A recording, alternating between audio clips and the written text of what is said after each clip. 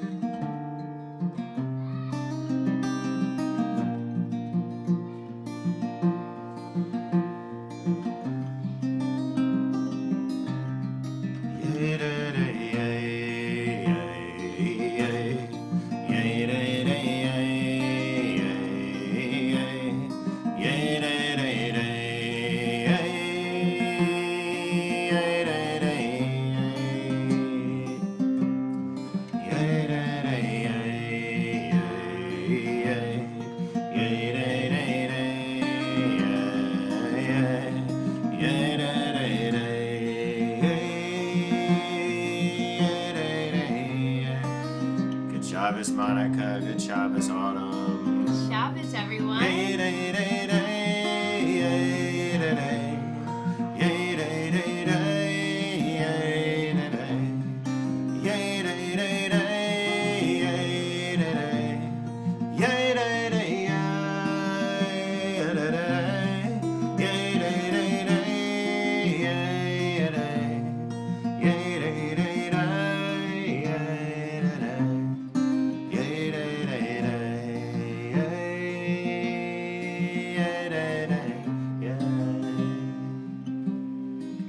Shabbat Shalom, everyone. It is really nice to be with you on this beautiful Shabbat morning as we head into Pesach this evening. I woke up and the sun was shining and all I could think about was rebirth. This cycle of life, this cycle that we really see tonight at the Seder, symbolized by the hard-boiled egg. That we are constantly in a cycle of rebirth and renewal, and I think it's pretty evident today outside with the sun shining that we are at spring yet again. So we begin with Modeh, Modah, Modenet, Ani, a blessing of gratitude for this beautiful Shabbat day.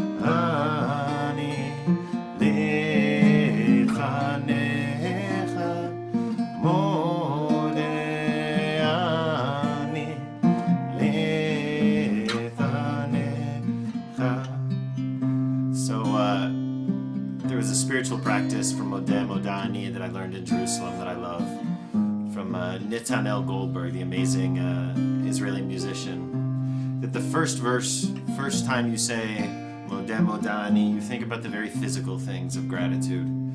That we can move, that we can open our eyes, that we can hear, that we can be. And then as we repeat it, we move on to the less physical, the more ephemeral things, the more spiritual things, the less corporeal. Modehani lefanecha muachai v'kayam modehani lefanecha ruachai v'kayam modehani lefanecha modehani lefanecha.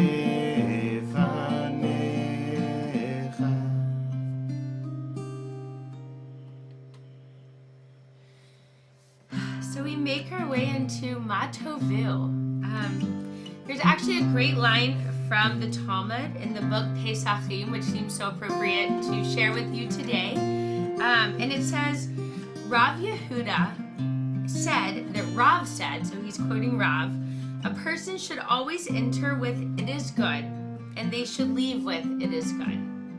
So, the vocabulary is what it is, but the advice, I love this advice, that whenever we go into a new or a familiar place, that we should start by looking for what is good in that place, noticing what we love, reminding ourselves how lucky we are to be there. And we should do the same thing when we leave.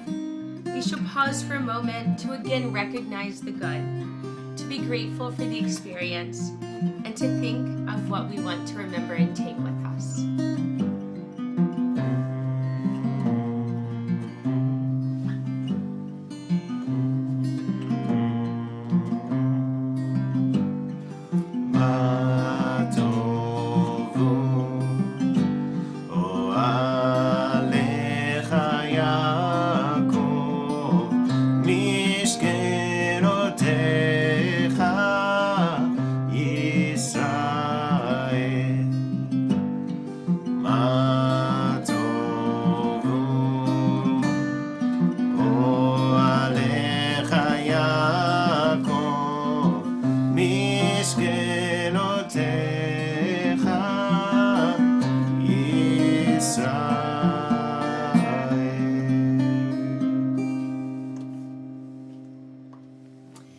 And so I think before we make our way into the Shabbat and its blessings, which one are you from? That one?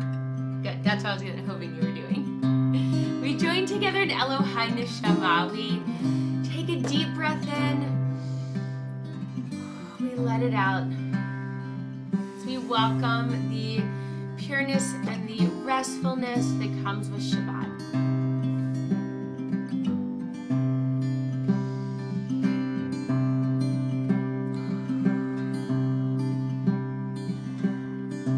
So Elohai Neshama is all about the possibility of always returning back to that better version of ourselves. That whatever we have been, whatever we have done, the past is defined, and yet it does not have to define the present.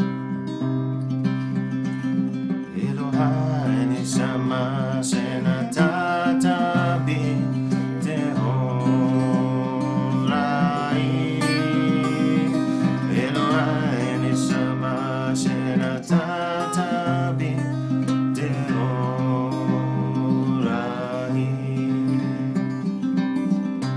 Elohai Neshama shenatata bi tehorai.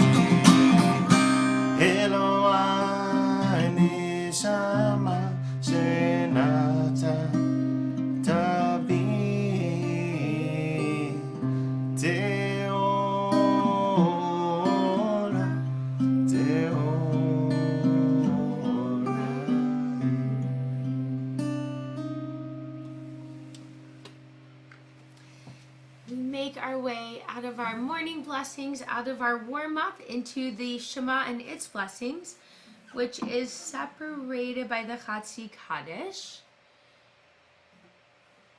which we're not going to do. I don't think we have the words ready to go. The words for it. I thought we did. I'm sorry. So we will continue with the words of the Baruch Hu. I wanted to share this poem with you. It goes, there's one... Aha. Oh, we found it. Okay, hold that thought. We're going to go back to the Reader's Kaddish just so we have like a break. I like that. I like that. I feel like we need a transition, that we need to move out of this morning blessings into the next part of our service. So we join together. Yitkada v'yitkada shomei rabba be'alma divra chirute v'yamlich malchute b'chayechon u'v'yomechon u'v'chayedecho be'Yisrael Bagala uvizman kariv v'yimeru amen Yeheshme rabba mevorach le'alam olam me'almaya Yitbarach v'yishtabach v'yipa'ar v'yidromam v'yidnaseh V'yitadar, v'yitale, v'yitala, shemei dekudesha brichu, leila min kol birchata v'shirata, tushbechata v'nechemata, damiran be'alma, v'yimeru amen. And now we make our way into the words of the Baruch Hu with this poem, which says, there is one who sings the song of their own life, finding everything within themselves. There is one who leaves the circle of their self and sings the song of their people. There is one whose voice rings with the song of humanity, hoping for the highest perfection. And there is one who rises even higher, uniting all creatures with all worlds, filling the universe with song.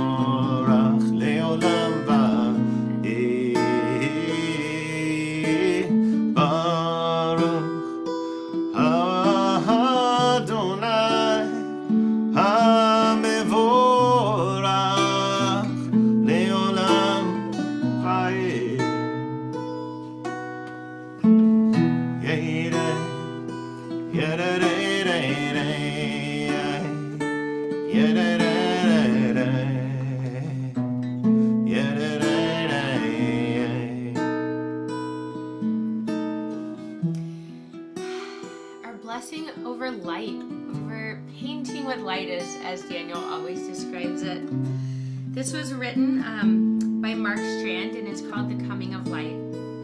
Even this late it happens. The coming of love, the coming of light. You wake up and the candles are lit as if by themselves. Stars gather, dreams pour into your pillows, sending up warm bouquets of air. Even this late, the bones of the body shine, and tomorrow's dust flares into breath.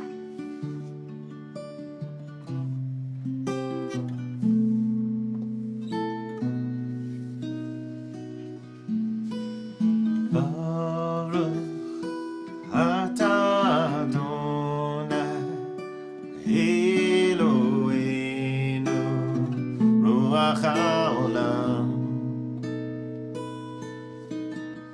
יוצרו ובורא חושך עושה שלום ובורא את הכל יוצרו paint with light ובורא חושך and create from darkness עושה שלום make peace בורא את הכל and everything else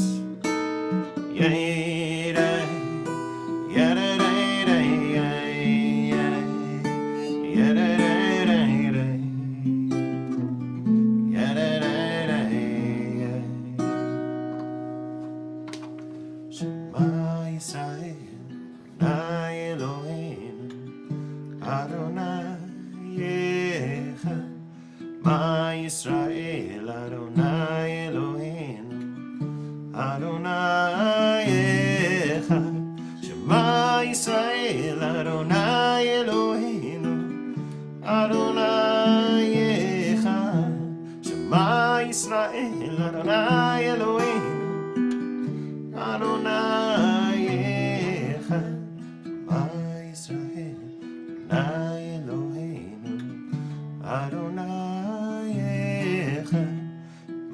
Israel Adonai Eloheinu Adonai Echad.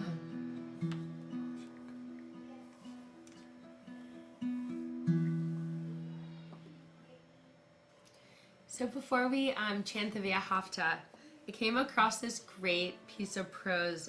I don't know who wrote it, but it says the only thing that matters is how much you love. In the end, it doesn't matter what your body looks like, how successful your career is, how big your house is, how advanced your yoga practice is, or what your bank statement says. Let me repeat this. The only thing that matters is how much you love. Your purpose on this earth is to love. And love is a two-way street. We give and we get. With love, we will turn this crazy world around.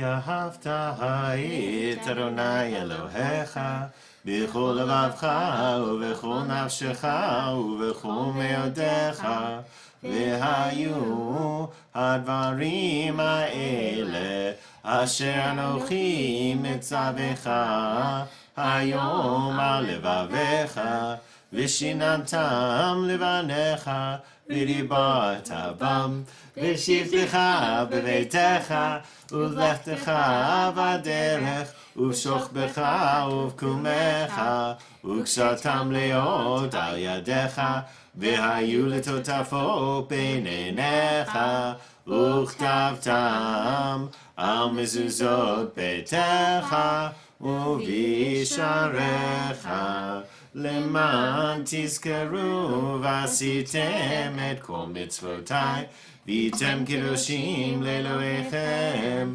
אני אדוני אלוהיכם אשר הוצאתי אתכם מארץ מצרים להיות לכם לאלוהים אני אדוני אלוהיכם אדוני אלוהיכם אמת.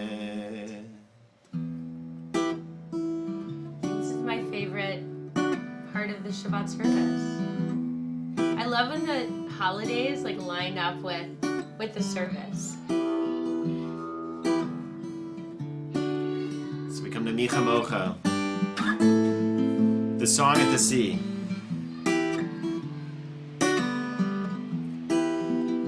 Right, our paradigmatic song of liberation. For the exodus from Egypt, Yetzirat Mitzrayim, which becomes our paradigmatic redemption. But when we talk about redemption in Judaism, we don't talk about personal redemption. It's not about the individual needing to get redeemed. It's not about sinful people. It's about systems. Right? We've always understood that it's about systems. It's about what happens when people come together, and when they come together in systems of good and systems of oppression. Right? There's Yetziat Mitzrayim, but there's also Pharaoh. I love that line. It's in the Reform prayer book, Mishkan Tefillah, that says, wherever we go. Karen, you have it in front of you, don't you? Can you find it? I'll find it. There's a It says great wherever poem. we go, it is eternally Wherever we Egypt. go, it's eternally Egypt, right? We make the mistake of thinking that somehow we are not in Mitzrayim. I can think of all of those times at Passover Seders as a kid, right? Talk about the privilege of the moment. That I would sit there and think about, we have to try hard to imagine this. Because we live in a world that's so close to redemption, it felt like. And yet, it doesn't feel that way anymore, does it? If we ever got to live with those sorts of myths, and let's be clear that those are not the myths that most of us get to live with, but if we ever got to live with those sorts of myths, I think they've been blown up now. I think it's been clear that wherever we are, wherever we have been, it's Egypt. Right? And in America at the times when we looked around and we saw, maybe it's not Egypt here for the Jews. It was that last phrase, I think, that was always the most important, right? For the Jews. Or maybe what we really meant when we said that was for white Jews. Or maybe for white male Jews. Or white male cis Jews. Or we can keep going, right? Wherever we've been, it's been eternally Egypt. Did you find it? You want to read it? Yeah. It says, standing on the parted shores of history, we still believe what we were taught before ever we stood at Sinai's foot. That wherever we go, it is eternally Egypt. That there is a better place, a promised land. That the winding way to that promise passes through the wilderness. There is no way to get from here to there except by joining hands and marching together.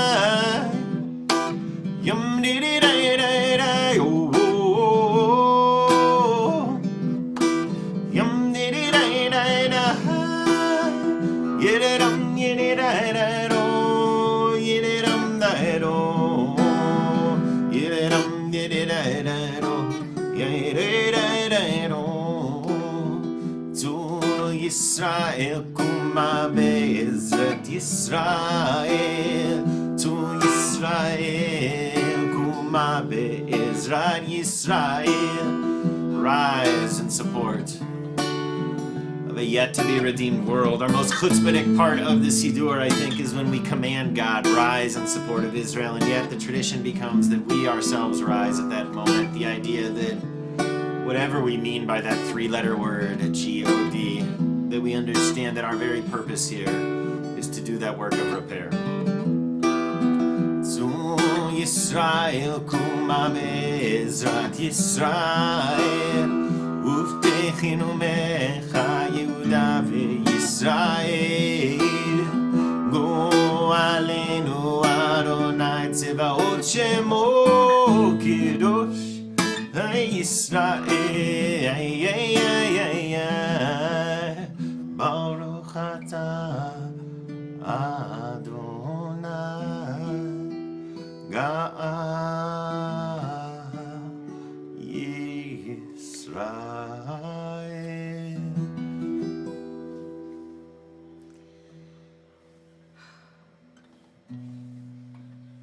So we make our way into tefillah, into our time to pray, into our time to open up our hearts and maybe say some of those things that we don't normally say or we don't want to say or don't really want to feel.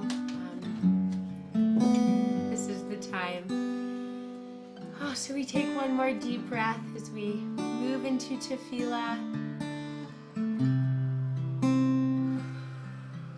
We let it out.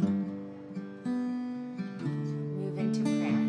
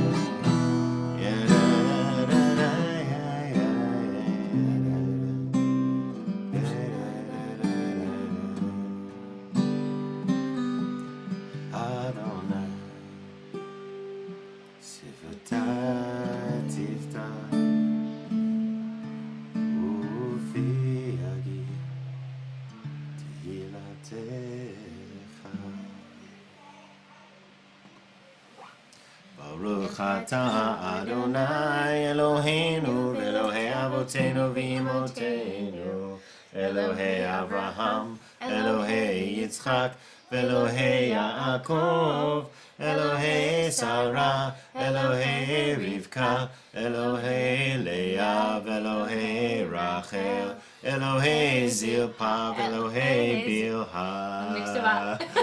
El Hagadol Hagibur V'Hanora El Elyon Gomer Chasadim Tovim V'Konei Hakol V'Zocher Chastei Avot V'Imahot U'Mevii Gula Livnei V'neihem Leman Shemo B'Yahava Melech Ozer U'Moshiach U'Magin Baruch atah Adonai Magin Avraham Ezrat Sarah. Okay, wait. We have to stop before Givurot. Okay.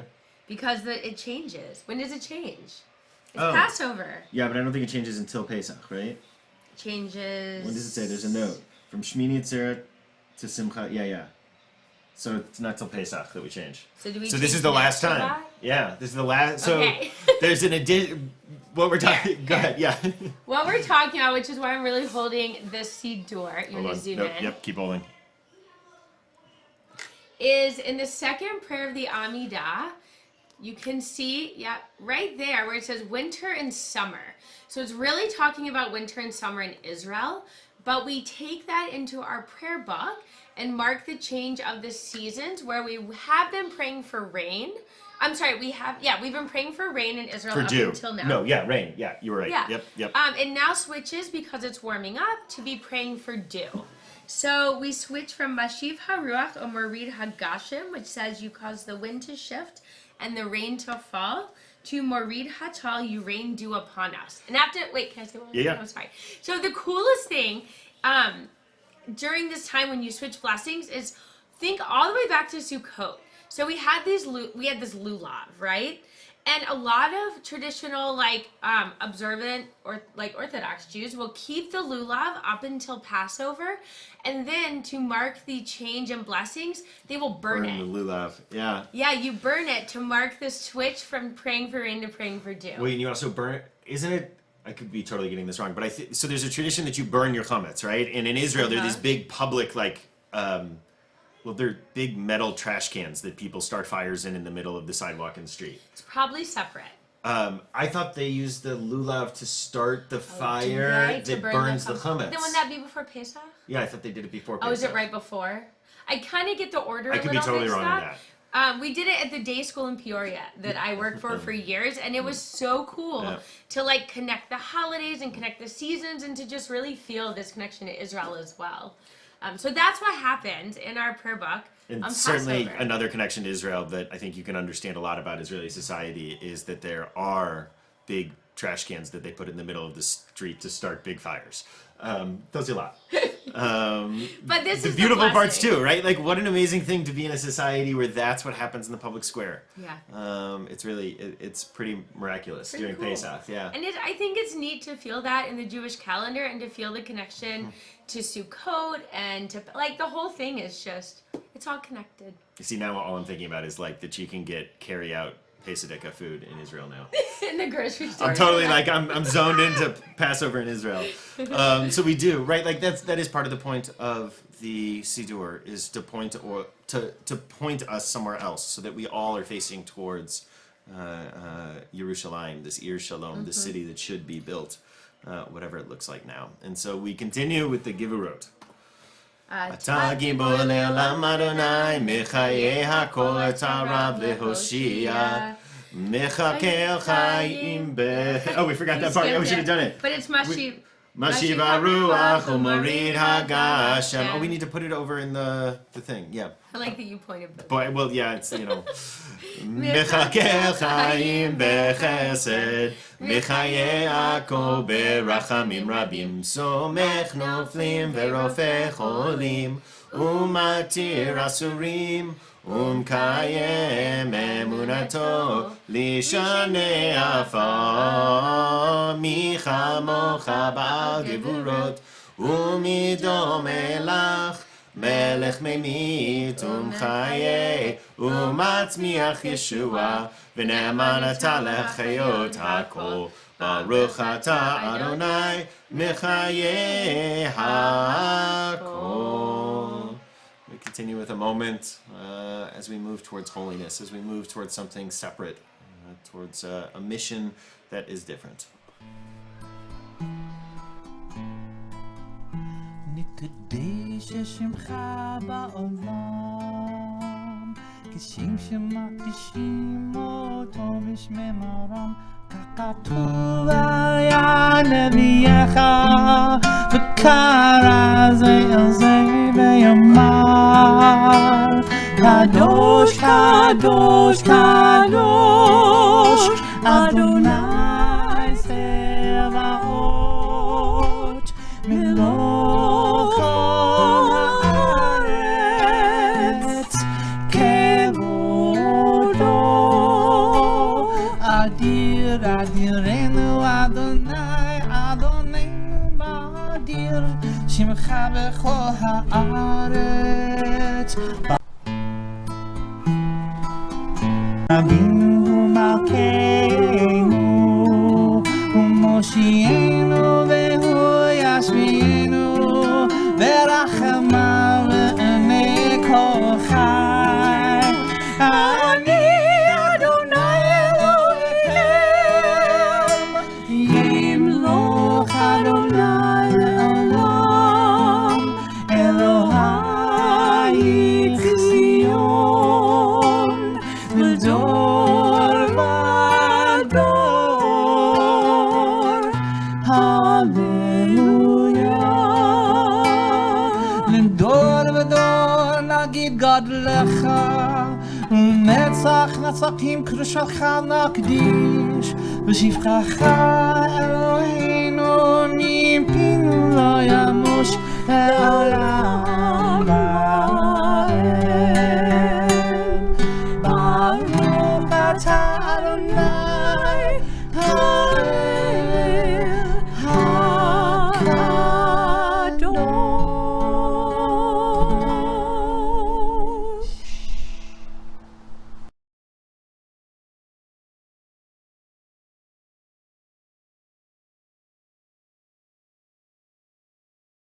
Silent prayer as we move into a prayer for peace.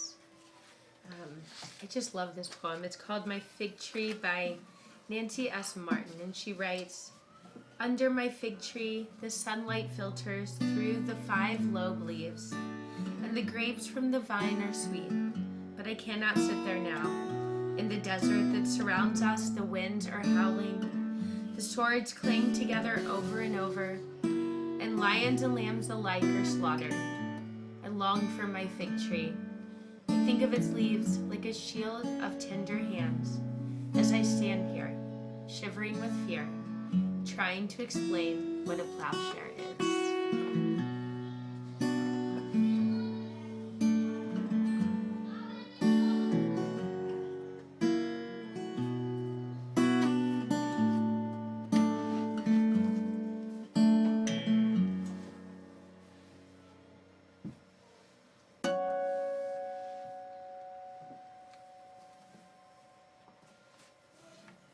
Sim Shalom.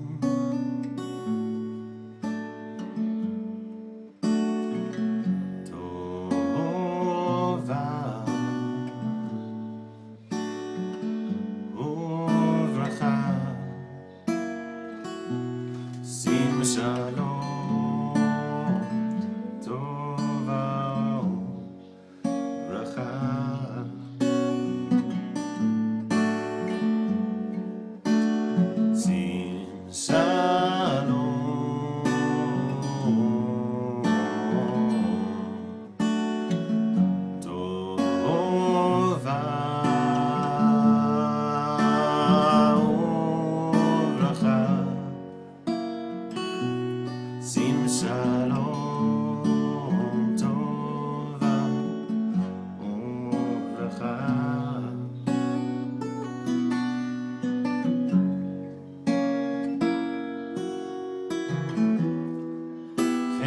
Chesed חסד ורחמים.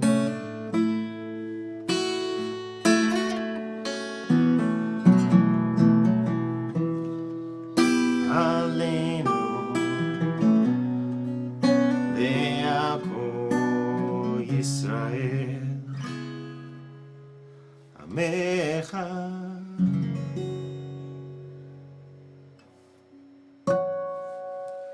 שים שלום.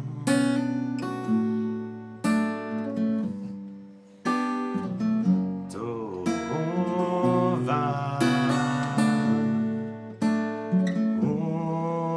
וברכה. שים שלום. טובה וברכה.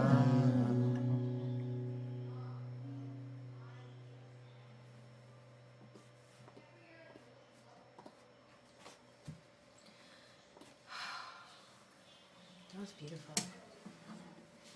So, we'll take a minute to talk a little bit of Torah. Torah. Torah. So, Really? yeah. Sort of Torah. Good Shabbos, Bobby. Yeah, we will. And we're certainly thinking of your brother Michael. We'll say a Misha Barach in a few minutes. Yeah. But if you are, say hi in the chat. We didn't pull up Zoom. We should have pulled up Zoom today. It's so nice to see people's faces. But hello, Zoom folk too. It's been a busy week. It's been a busy week, exactly. So actually, traditionally, this is supposed to be a busy week Shabbat. It's Shabbat called Shabbat Hagadol, the big Shabbat, the great Shabbat. And it's talking not about like the importance of this Shabbos, but actually about how long the sermon typically is during services. No joke. So we're going to keep you here forever. Ever, yeah. This is get ready, strap in, get comfortable.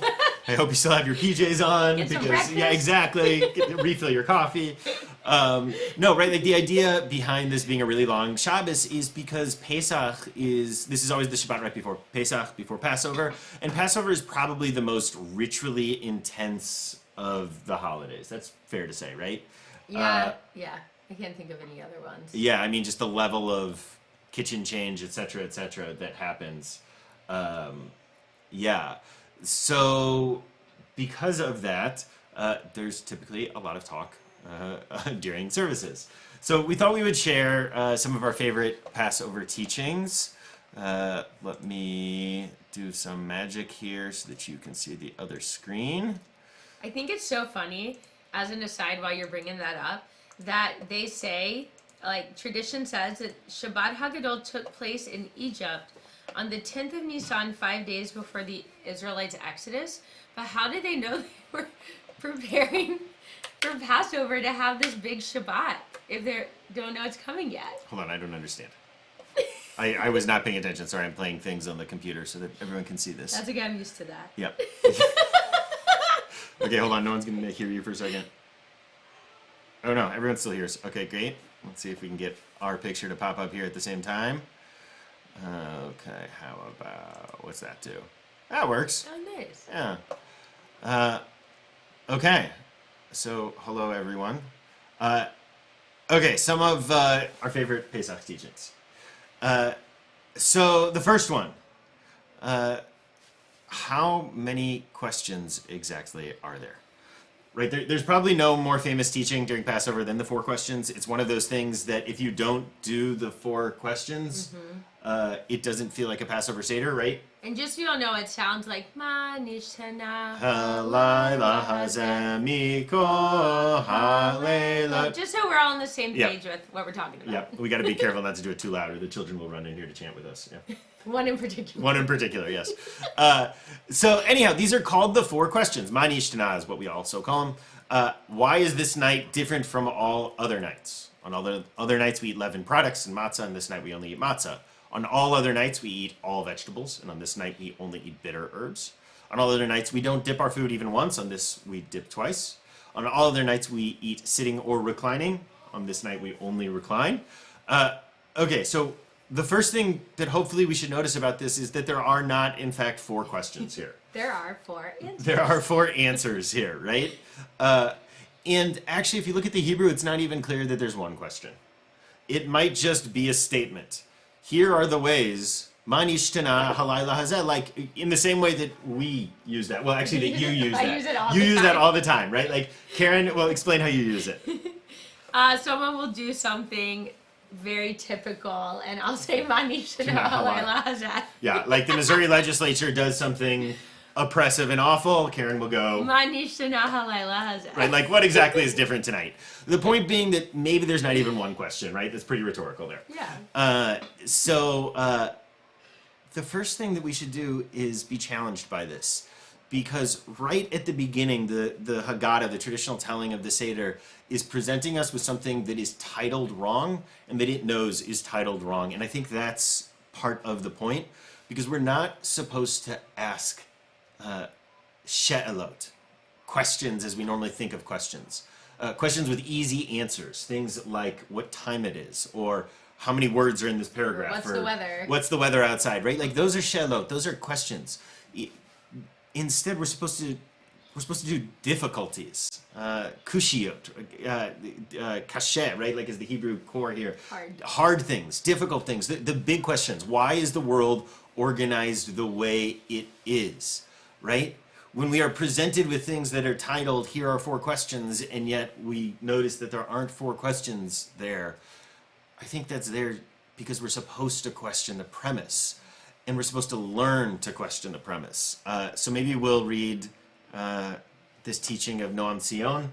I feel like this is appropriate to talk Noam because... he was supposed to come last year for Pesach. Yeah, he was supposed to be here for Passover. He was, it was kind of the first... thing we canceled. Yeah, it was the first thing that was coronavirus. We didn't even cancel it, I think. I think he canceled because he was in Israel. And they said if he came, he wouldn't be able to, he would have to quarantine when he came back. Yeah.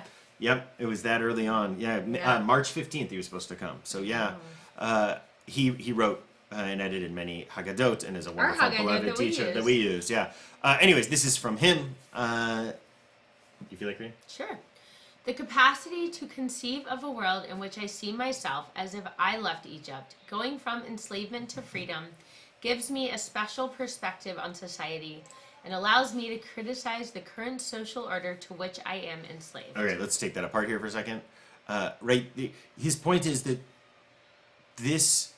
when we think of ourselves as people who have left Egypt, when we think of ourselves as people moving from enslavement to freedom, it gives us a perspective on the world in this moment, right? This is not supposed to be a historical conversation that we have around our Seders, right? In fact, there's an abundant lack of evidence for a historical exodus from Egypt and anything like we conceive of it in the Torah, and yet that's not the point, right? The point is how we are changed and how we change our world when we tell this story. The Jew who lived successively in the world of Pharaoh, Achashverosh, the Romans, and the Nazis. So that's Passover, Purim, Tisha the destruction of the temple, and Yom HaShoah, the Holocaust from Memorial Day. Yeah, all in accordance with the holiday being observed. Oh, they actually say it. Yeah. Passover, Purim, Tisha B'Av, and Holocaust Day. We could really just look right below that. Yep. Mm-hmm. Has untold possibilities for comparison. The Jew can query the existent situation and discover the logic behind it and then choose their way in life. Right. I love this phrase. The Jew can query the existent situation, right? Like we can learn to question the world as it is right now. 3 elements converge on Seder night. The commandment to recount the story of the Exodus from Egypt. That's probably the one we think of the most, right? Magid, right? Yeah. Yeah. The commandment to pose questions about the existent order. Question our current reality. And the goal of education towards freedom. And I just love how he phrases that. Mm-hmm. Education towards freedom. So, let's keep going.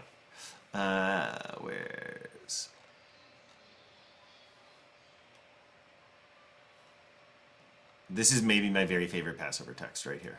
Uprooting the table? Uprooting the table from the Talmud. Here, we can make it a little bit bigger there. Maybe. We're going to lose it. We're going to lose he's. What comes after he's? Look at that. Oh. There we go. The beauty of the enter button. Yep. I was just remembering the time back when, I wouldn't touch my phone on Shabbat. It's a funny world we live in. Uprooting the table. More educational anarchy. Okay, do you mind? Yeah, from the Talmud. Why do we remove or uproot the table? So there is a tradition during Passover that we've lost this. We don't see it anymore. But there's that first hand washing where you don't say the blessing, right? That we encounter in the Haggadah, and it's there because it's supposed to set us off. We've gotten used to the Seder being this crazy order, and we're used to the order of the Seder, but the whole point is actually disorder. Remember that year we ate dessert first? Dessert first. People didn't like it. We did it at shul. It was not, no. We thought it was creative. It was actually inspired by this text. But anyways, there's this tradition that you uproot the table, that literally what would happen is that you would put all the food out, and then you would get everyone ready. They'd go and they'd wash their hands, and traditionally, Jewishly, you wash your hands before you eat. They would go and they'd wash their hands, and then just before they'd say the blessing, thinking that they were about to eat, you would remove all of those tables that have the food, and everyone would be like, what? What happened here? And they'd be like, well, let me tell you about the Exodus from Egypt. Okay. Now we just expect that. Okay. So they're talking about that. Why do we remove or uproot the table? Debay and I says so that the little children will notice and ask. Okay. So that's the setup, and now we are going to get a conversation between Abaye and Rabbah. So just a little bit about those personalities. First of all, we've encountered them. They're like beloved people to us. Those of us who have been regulars in Talmud, particularly those of us who are regulars in the in-person Talmud, when we were doing Bava Metzia, we did a lot of Abaye and Rabbah. So Rabbah is named Rabbah because, which means many, because he was the one who started these great gatherings that would happen, these gatherings of learning that would happen in Babylon. And so he was the one who created the big events, and he becomes known as Rabbah, the big maker, the multiplier. Maybe that's a good word, multiplier. Yeah. Multiplier of Torah. So Abaye was his brother's child, and his brother died when his son was a child, and so he takes in Abaye and raises him in a moment when that being an orphan and being adopted was not always the most common thing, or being adopted once you were orphaned was not the most common thing. Abaye is taken in, and he's given this new name, Abaye.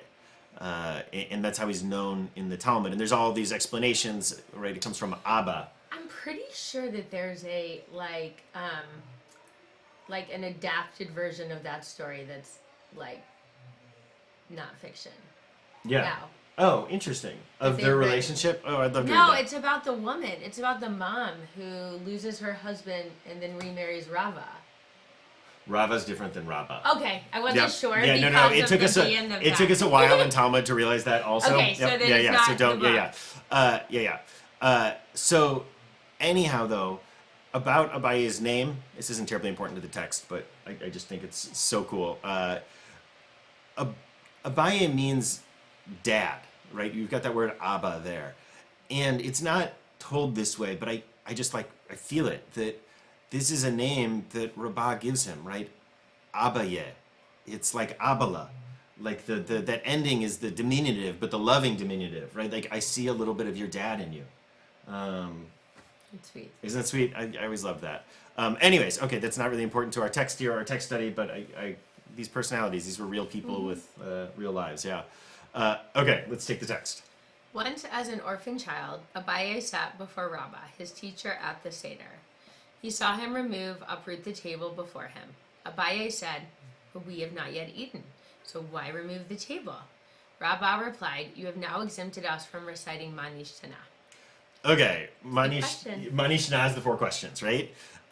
So we started by talking about this idea that there's nothing more Passover Seder feeling than the 4 questions. And yet the message here is pretty clear that the whole Haggadah is only there to cause us to do these 3 things, to tell the story, I like how Noam says them so well. Let's go back up to him. To tell the story, to pose questions about the existent order, and education towards freedom. So we treat the Haggadah like liturgy, like things we have to do, that it's not done unless we do them, and yet the Talmud itself is framing it that the point is not to accomplish Manish Tanah. The point is that Manish Tanah is supposed to accomplish something in us. Mm-hmm. And you can always move to our house. We get tons of questions every day. Yes, exactly. You want to show the picture? that I put. Yeah, let's pull up your pictures. Here we go. So, I love text and I love text study, but Mishkan Tefillah, which is the Reform Movement's prayer book, also put out Mishkan HaSeder this year, which is a Haggadah or a Haggadah companion, however you want to use it. That's the poem. Can you do the other one? Nope, sorry, yep. Sorry. And so I pulled out this picture. This is the picture that they put that says from moving from slavery to freedom. And I kind of love this picture. And I like to think about Passover not just in text and not just in readings, but also through art. So I just wanted to show this to you. The title is Moving from Slavery to Freedom. I would have to find the author, and I did not create this clearly.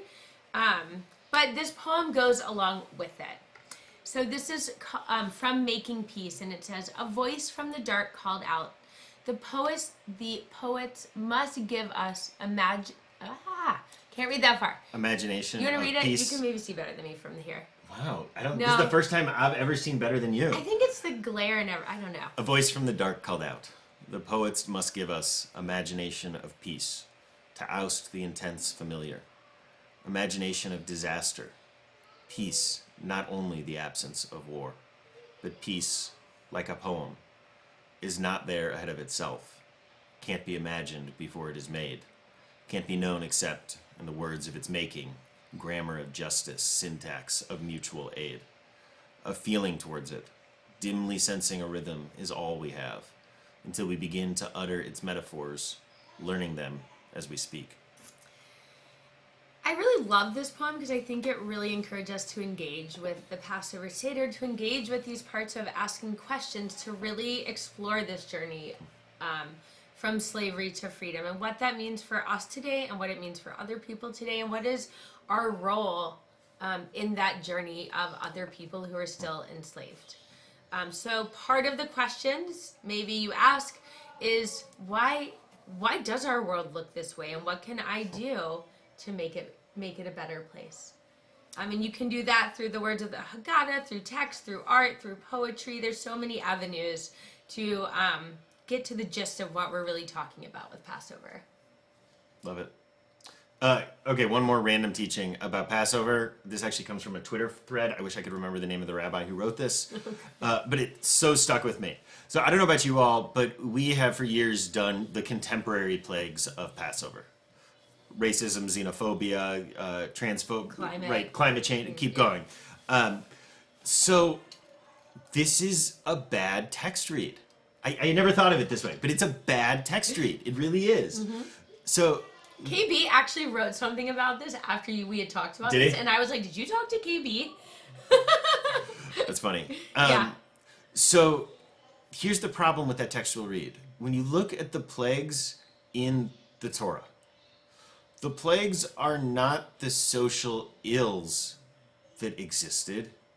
They are the necessary, though problematic, as all power is, the necessary and problematic tools of liberation. It's a totally different concept, right? Xenophobia and racism aren't the plagues. Xenophobia and racism are Pharaoh. We're supposed to be the plagues. We're supposed to create the plagues.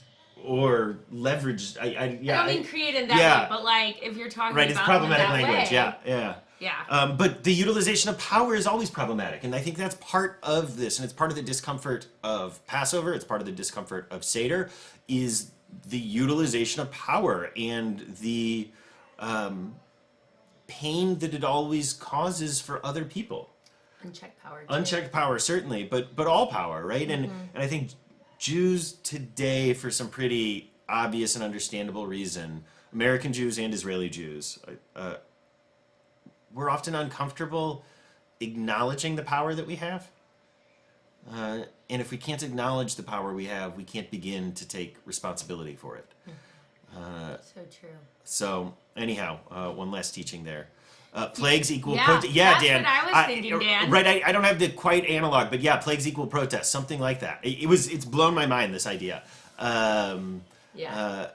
So put some in the chat. If you can think of some, the people can use it their Seder. Go on and put some some plagues that are more about ways of bringing down the system and those like structures that we want to fight against rather than what we think of normally as plagues, like the coronavirus.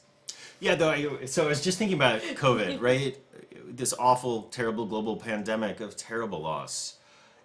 And, right, one thing that is certainly obvious and clear is that there are all sorts of systems that have come crashing down, blocking the streets, Dan says, in protest. Yeah, yeah. If we're still allowed to. Yeah, Tikkun Olam, says Donna. Yeah, if we're still allowed to here in Missouri. One thing that I think has become clear and obvious is that so many systems have come crashing down during this era, too. Like, the gaps in society are so clear. Like, so clear, right? Yeah. Oh, my God. Meanwhile, I saw something crazy, like billionaires have increased their wealth by 40% during the coronavirus era. Yeah. Disgusting. So anyhow, calling legislators. Good one, Autumn. so much that we're like annoying flies in their ear. I love that, Autumn. Yeah. I am ready to think of myself as a mosquito on legislators rather than a fly, but you know. You're going to bite them? Suck their fly. Get a little literal here all of a sudden. Anyhow. On that note. Yeah, right? Like there is all of this brokenness and there is all of this need for healing. And so much of the healing is societal and structural, and that's really repairing houses, racism, right. injustice, and cicadas. That's a good combination of plagues. There's all sorts of resources on this for your Seder, by the way. Autumn, if you want to drop some links in the chat from Trua or from the URJ. Calling out inequities, yeah. Oh, yeah. But the first part of what Dan said is here important, right? Uncomfortable. Making people uncomfortable by calling out inequities, right? Because I think that actually illustrates the problem. It brings the problematics of these things too, because it does have a real social cost, basically every time. Yeah. Good list. So maybe what we'll do first before we do Misha Berach is we'll do Aleinu. Because Aleinu is traditionally a triumphalist, almost militaristic vision of the way the Jews conceive of an ideal world, where everyone agrees with us, right? Really problematic at times. And yet, I think we can reclaim parts of this as being a vision that we hold out. Maimonides is very clear. I was trying to bring it up so people could see it while you were talking about it. Oh, you're on the wrong page. That's why. Keep going. I'll find it. Maimonides, There we go. the great philosopher of Judaism, talks about the idea that messianism, the idea of a perfected world, is so powerful if we can hold it out on the horizon, and so dangerous if we taste it close to us. Right? It's so important that we have hope in the possibility of a better world and an image of what that might be, and yet the moment that we begin to think it's achievable is when ends begin to justify means, is sort of his idea here. So we hold on to that with the words of Aleinu.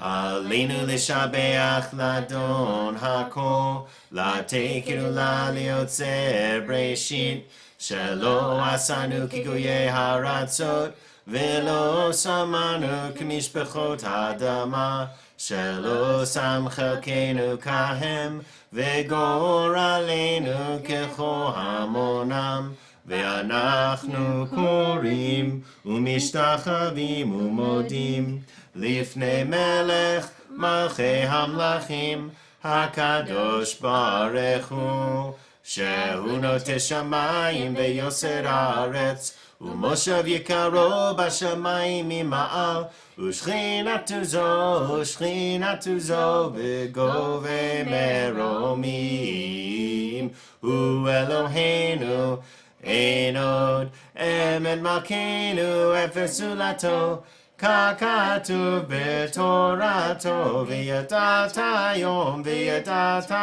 v'hashevota elevovecha ki Adonai hu Elohim b'shamayim mima'al V'al ha'aretz mitachat einod v'ne'emar v'haya Adonai lemelech al kol ha'aretz bayom hahu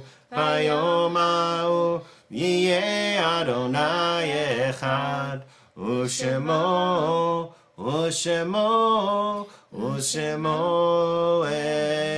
echad. And so before we move into the concluding blessing of our service, we take a moment for a Misha Berach, a prayer of healing, a prayer for mental healing, spiritual healing, physical healing, any kind of healing anybody needs. We send blessings and love. If you want to put some names in the chat, I'm going to share my list, and then I will add those names as well.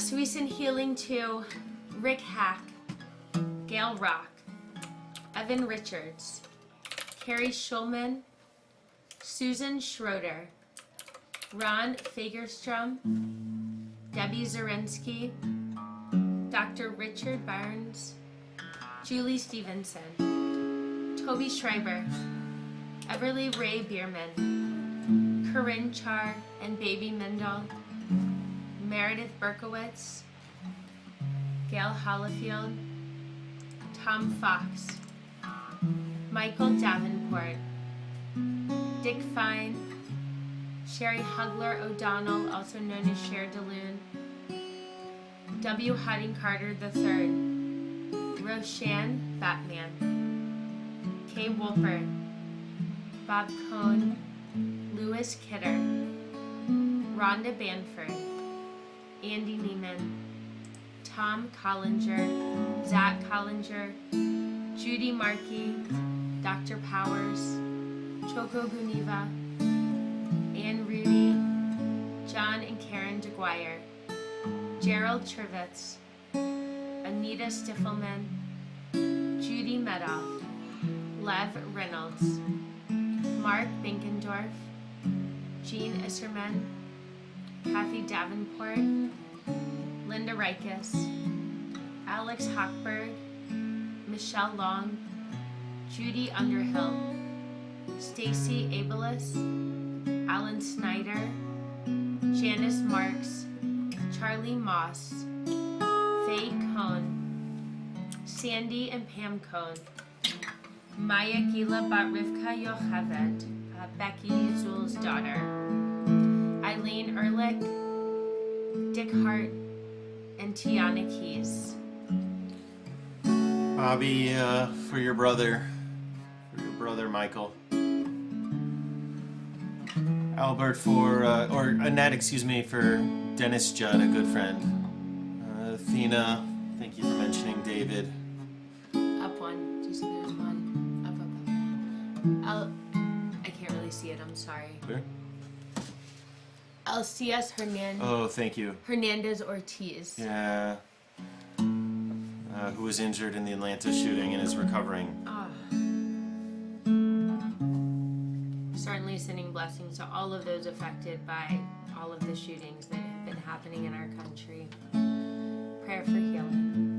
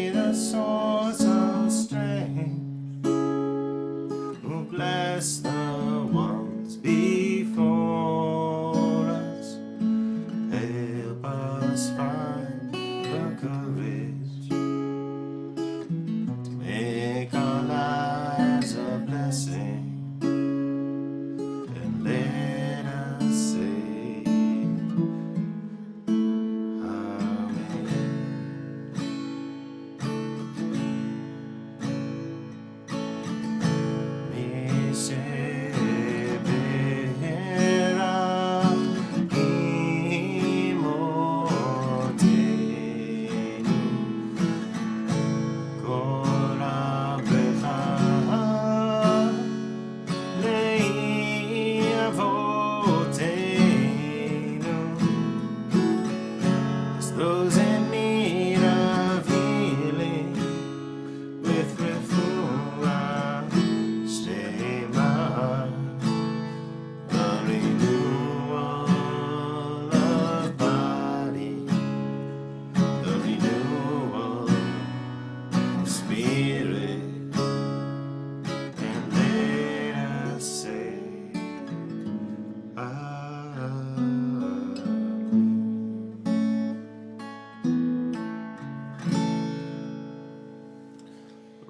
Adonai Rofeh HaCholim. Blessed is the source of goodness and holiness that causes us to be healers in this world. Amen. Now we conclude our service with the mourner's Kaddish. In the rising of the sun and in its going down, we remember them. In the blowing of the wind and in the chill of winter, we remember them. In the opening of buds and in the rebirth of spring, we remember them. In the blueness of the sky and in the warmth of summer, we remember them. In the rustling of leaves and in the beauty of autumn, we remember them. In the beginning of the year and when it ends, we remember them. When we are weary and in need of strength, we remember them. When we are lost and sick at heart, we remember them. When we have joys we yearn to share, we remember them. So long as we live, they too shall live, for they are now a part of us, as we remember them. As a community, we remember Jane Ray Tarlow. We remember John Kepler. We remember Lou Osheroff, Shirley Sewell, Gil Nussbaum, Fran Hyman, Dr. Norton Kronemer. We remember Mary Ellen Mimmovshin and Shirley Gerchen and Morton Wechsler.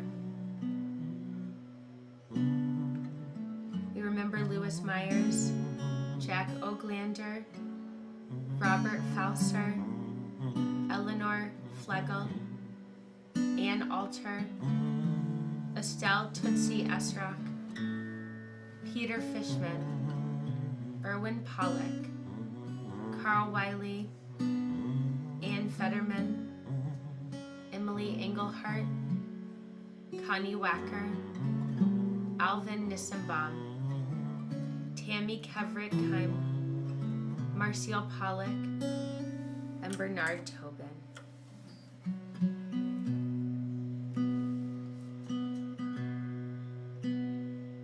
I think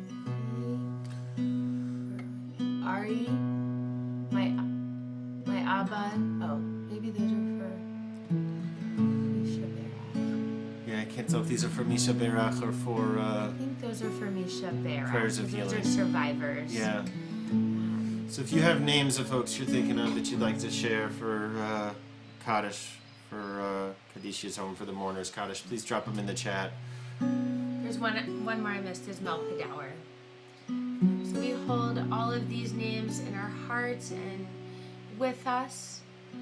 Jem Chen. Jim Chen. Thank you, Dan. As we join together in the words of the Mourner's Kaddish. Yid Gadol. Oh, And Autumn's remembering their great aunt Helen, Helen Rayleigh. who passed away this week. Have a blessed memory, Autumn. Thanks, Autumn. We'll go on and say Mourner's Kaddish, and if other names pop up, we will certainly add them at the end. Yid Gadol, V'yid Kadash, Shemei Rabbah, Ve'alma Divra Chrute, V'yamlich Malchute, B'chaye Echon, Uvyom Echon, Uvchaye Dechol Beit Yisrael, V'agala Uvizman Kariv V'imru. Amen. Yehi Shmei Rabbah Mevorach Le'olam Olmei Almaya. Yitbarach, V'yishtabach, V'yitpa'ar, V'yitromam, V'yitnaseh. V'yitadar, V'yitaleh, V'yitalal, Shemei D'Kudusha Barichu. Le'ela min kol birchata v'shirata, tushbechata v'nechamata, damiran be'alma v'imru. Amen. Yehi shlama rabba min shemaya, v'chaim aleinu ve'al kol Yisrael, ve'al kol Yishvei Tevel. Oh, ve'al kol Yisrael v'imru. Amen. Aseh shalom v'ramav, hu ya'aseh shalom, aleinu ve'al kol Yisrael, ve'al kol Yishvei Tevel. V'imru. Amen. And so we add to all those names we listed, those who died way too soon in the Atlanta shooting. And all of those who died, there was another shooting yesterday. Was there Because really? it's America, there's another shooting every day.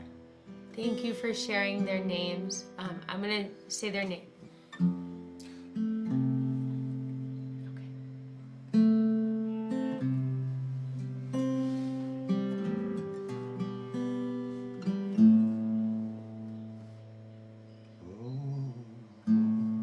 Say shalom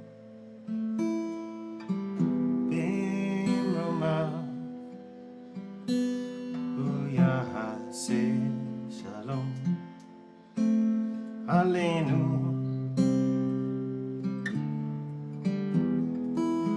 ve'yakom Yisrael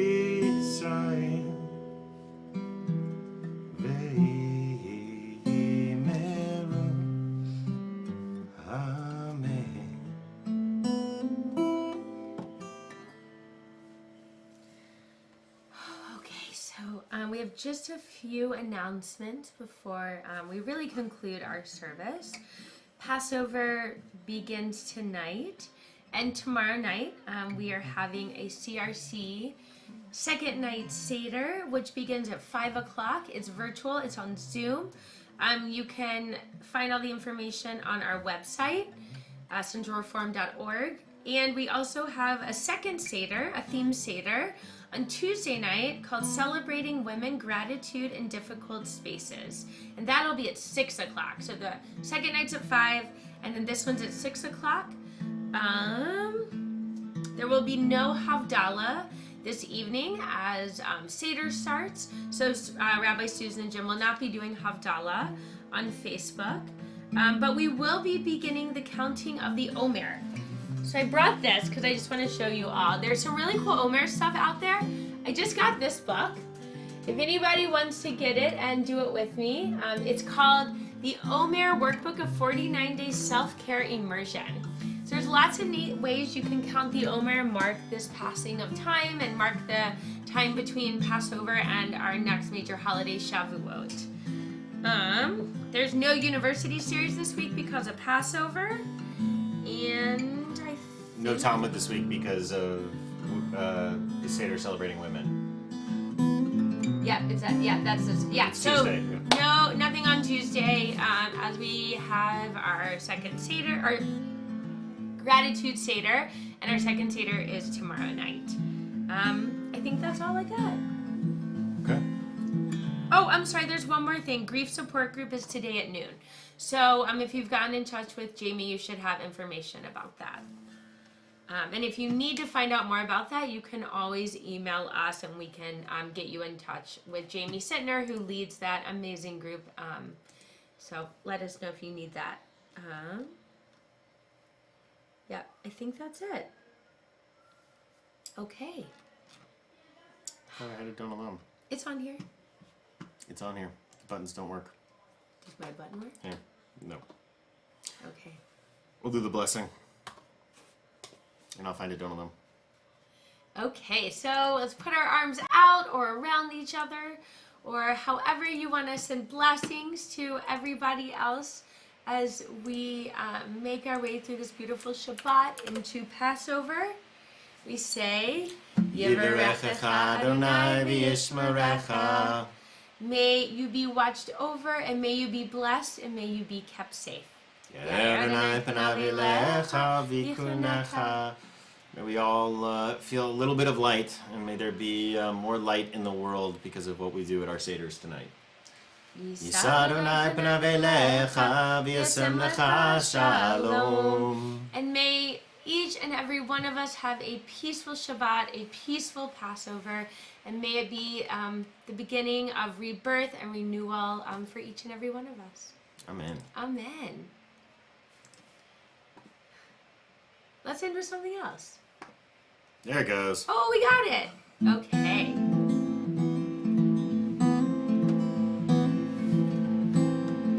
Okay, this is a Don alum for Autumn, our director of online community. Oh, you're gonna do it? Adon Olam Hashem alach B'terem kol yitzir nivra Liye nasa b'chefto kol Azan alech shemo nivra לכלול הכל לבדו ימלוך נורא והוא היה הוא עובד והוא יהיה בתפארה אדון עולם השם הלך בטרם קום יציר נברא והוא אחד ואין שני להמשילו להכבירה בלי ראשית בלי תכלית ולא העוז והמזרח והוא אלי וחי גואלי וצור חבלי בעת צרה והוא ניסי ומנוס לי מנת כוסי ביום אקרא אדון עולם השם הלך בטרם קום יציר נברא בידו אפקיד רוחי בדישן ביעירה ואם רוחי גוויעתי אדוני לי ולא יירא אדוני לי ולא יירא. Shabbat shalom everyone. Shabbat shalom, Chag Pesach Sameach.